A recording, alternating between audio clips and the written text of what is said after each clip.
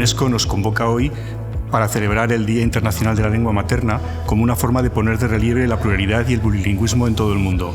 En Aragón, con nuestras 3 lenguas, especialmente las 2 lenguas minoritarias, el aragonés y el catalán de Aragón, tenemos una rica diversidad lingüística y un rico patrimonio que debemos conservar.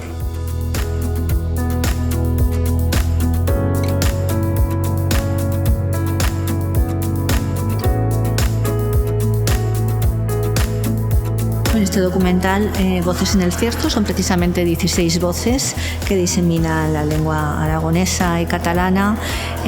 por todos los lugares a través del audiovisual y que hacen un recorrido por toda la historia de ambas lenguas y de su convivencia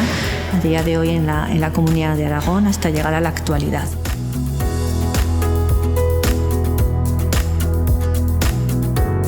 Y forman parte de un proyecto más amplio que se llama Voces en el Cierzo, Voces en o Cierzo, Veus en el Sers, que va a desarrollarse a lo largo de este año y del próximo año, pues con otras actividades como audiovisuales con videopoemas, una exposición de escritoras en aragonés y catalán de Aragón que tendrá lugar a finales de año en el Paraninfo de la Universidad de Zaragoza y posteriormente viajará a Jaca y Alcañiz, y otras cuestiones que se puedan ir desarrollando a lo largo del próximo año.